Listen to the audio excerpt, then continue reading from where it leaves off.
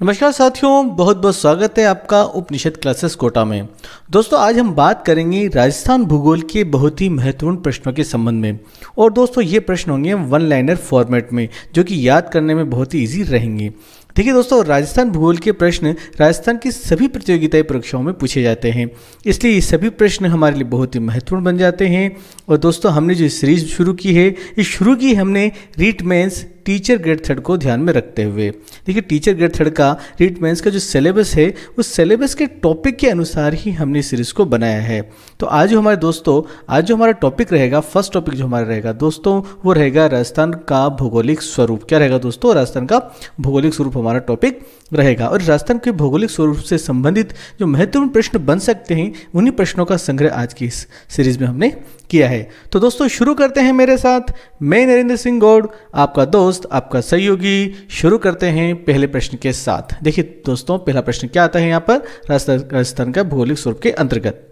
पहला प्रश्न दोस्तों, राजस्थान के लिए राजस्थान नाम की औपचारिक घोषणा कब की गई? तो दोस्तों यहाँ पर हमारा आंसर हो जाएगा 26 जनवरी 1950 को। दोस्तों राजस्थान एकीकरण का ये 6वां चरण था, जिसके अंतर्गत राजस्थान शब्द का प्रयोग किया गया था। दूसरा प्रश्न दोस्तों, यहाँ पर राजस्थान का वर्तमान स्वरूप कब सामने आया? तो दोस्तों राजस्थान का वर्तमान स्वरूप 1 नवंबर 1956 को आया। तो दोस्तों वर्तमान में जब राजस्थान का जो स्वरूप देख रहे हैं, जिसमें 33 जिले हैं, इन 33 जिलों की जो सीमाएं हैं, तो राजस्थान का जो क्षेत्रफल है, उसके अनुसार राजस्थान का वर्तमान स्वरूप कब हमारे सामने आया था? तो ये आया था दोस्तों 1 नवंबर 1956 को, और ये राजस्थान एकीकरण का 7वां चरण था। आगे बात कर लें दोस्तों तीसरे नंबर के प्रश्न की। तो दोस्तों तीसरे नंबर का प्रश्न यहाँ पर आ जाता है कि राजस्थान क्षेत्रफल की दृष्टि से भारत का सबसे बड़ा राज्य कब बना था? राजस्थान क्षेत्रफल की दृष्टि से भारत का सबसे बड़ा राज्य कब बना था? तो दोस्तों ये बना था 1 नवंबर 2000 को। कब बना था? 1 नवंबर 2000 को। देखिए दोस्तों वर्तमान स्वरूप भी आया था 1 नवंबर को, और ये भी क्षेत्रफल की दृष्टि से सबसे बड़ा राज्य बना था राजस्थान 1 नवंबर को। और दोस्तों इस वाली तिथि है, ये जो डेट है 1 नवंबर 2000, इसे हम दूसरे तरीके से भी याद कर सकते हैं। देखिए दोस्तों भारत में वर्तमान में सबसे बड़ा नोट कौन सा है? 2000 का। और राजस्थान का और भारत का सबसे बड़ा जो राज्य बना राजस्थान, वो कब बना था? 2000 में। सबसे बड़ा नोट कौन सा है? 2000 का। और सबसे बड़ा राज्य कब बना था? 2000 में। तो इस तरह से हम इसे याद रख सकते हैं। चौथे प्रश्न की बात कर ले दोस्तों। चौथा प्रश्न यहाँ पर आ जाता है, राजस्थान का क्षेत्रफल कितना है? दोस्तों राजस्थान का क्षेत्रफल है, अब क्षेत्रफल भी हम इसे 2 तरह से याद करेंगे, एक वर्ग किलोमीटर में, दूसरा वर्ग मील में। तो दोस्तों यहाँ पर आ जाता है वर्ग किलोमीटर में 3,42,239 वर्ग किलोमीटर इसका क्षेत्रफल था, तथा वर्ग मील में ज्ञात करें दोस्तों तो ये हो जाता है 1,32,139 वर्ग मील। क्या हो जाता है दोस्तों? 1,32,139 वर्ग मील यहाँ पर हो जाता है। दोस्तों आगे हम बात कर लें, इसके थोड़े से संबंधित कुछ विशेष तथ्य हैं जिन्हें ध्यान में रख लेते हैं, देख लेते हैं, पढ़ लेते हैं दोस्तों। तो क्षेत्रफल से संबंधित तथ्य में देख लें एक बार। तो राजस्थान का क्षेत्रफल विश्व के क्षेत्रफल में कितना आता है? तो दोस्तों 0.25% इसका क्षेत्रफल है। जो विश्व का जितना क्षेत्रफल है, उसके कुल क्षेत्रफल का 0.25 कितना है? 2.25% इसका क्षेत्रफल राजस्थान का। भारत के क्षेत्रफल के संबंध में बात करें तो भारत के क्षेत्रफल में 10.41% इसका बन जाता है क्षेत्रफल। यानी भारत का जो क्षेत्रफल है, उसके कुल क्षेत्रफल में राजस्थान का क्षेत्रफल कितना है? तो राजस्थान का जो क्षेत्रफल है वो 10.41% है। कितना है? 10.41% है। और क्षेत्रफल की दृष्टि से राजस्थान का सबसे बड़ा जिला हम बात करें, राजस्थान का सबसे बड़ा जो जिला है वो जैसलमेर है, जिसका क्षेत्रफल 38,401 वर्ग किलोमीटर है, तथा सबसे छोटा जिला है वो धौलपुर है, जिसका क्षेत्रफल 3,033 वर्ग किलोमीटर है। तो इस प्रकार से सबसे बड़ा जिला क्षेत्रफल में जैसलमेर, और सबसे छोटा जिला हो जाता है धौलपुर। आगे बात कर लें, जैसलमेर का क्षेत्रफल राजस्थान के क्षेत्रफल का 11.22% है, 11.22% है, तथा धौलपुर का क्षेत्रफल राजस्थान के क्षेत्रफल का 0.89% है। कितना है? 0.89% है। कितना है? 0.89% है। इस प्रकार राजस्थान का सबसे बड़ा जिला जैसलमेर सबसे छोटे जिले धौलपुर से 12.66 गुना बड़ा है। यानी कि जो क्षेत्रफल है, जैसलमेर क्षेत्रफल जो है और धौलपुर का जो क्षेत्रफल है, इन दोनों को कंपेयर किया जाए तो जैसलमेर का क्षेत्रफल धौलपुर के क्षेत्रफल से 12.66 गुना बड़ा है। इतना बड़ा इससे संबंधित बताया गया। ठीक है दोस्तों, पांचवें प्रश्न की बात कर ले।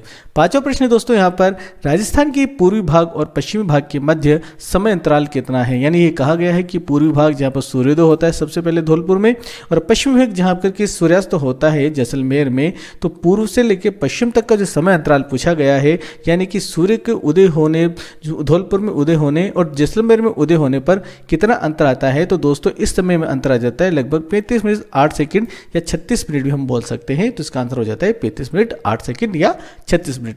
छठे प्रश्न की बात करें दोस्तों तो यहाँ पर आ जाता है राजस्थान का अधिकांश भाग किस कटिबंध में स्थित है।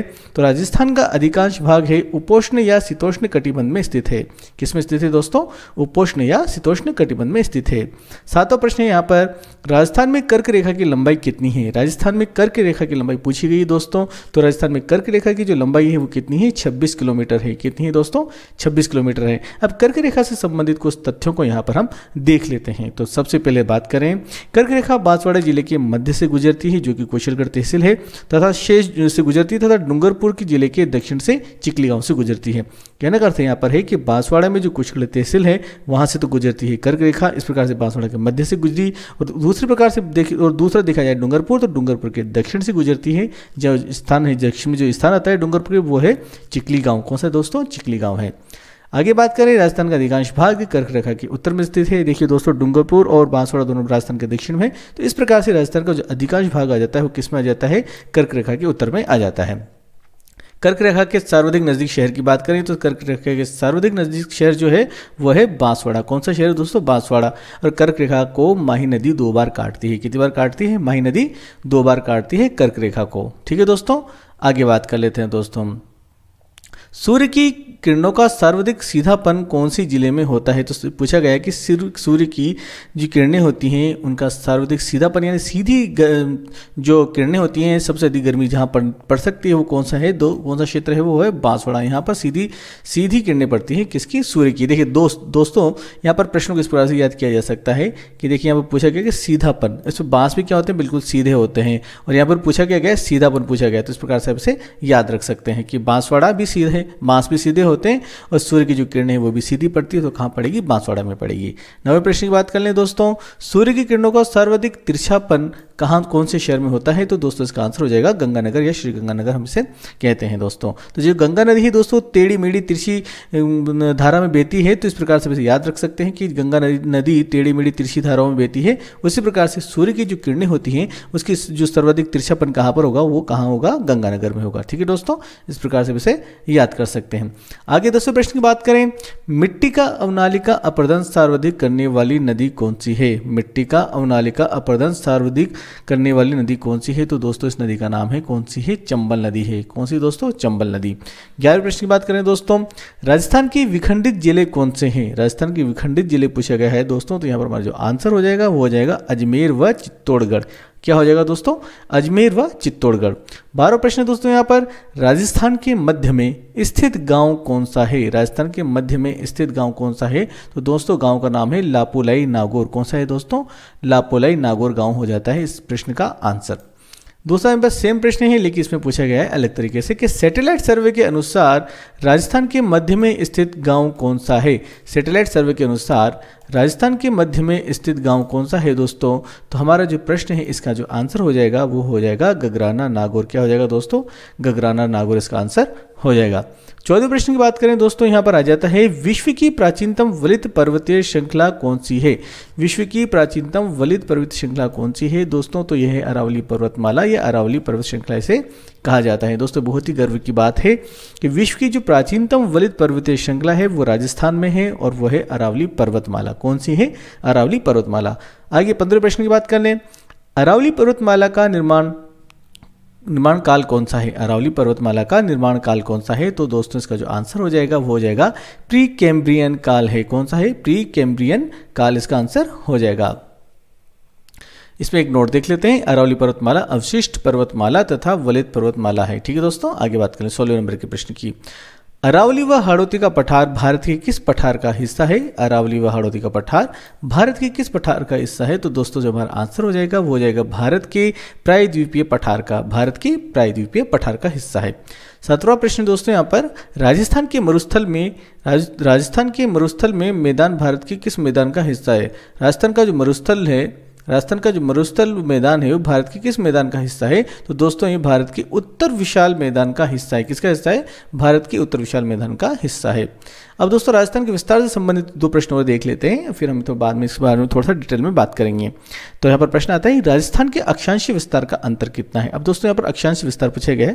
पहले टाइम में पूछा जाता था अक्षांशीय विस्तार पूछा जाता है, आजकल पूछा जाता है कि जो अक्षांश है उन अक्षांशीय विस्तार का अंतर कितना है। देखिए दोस्तों, इसका आंसर देखने से पहले थोड़ा हम यहाँ पर देख लेते हैं, थोड़ी सी डिटेल देख लेते हैं।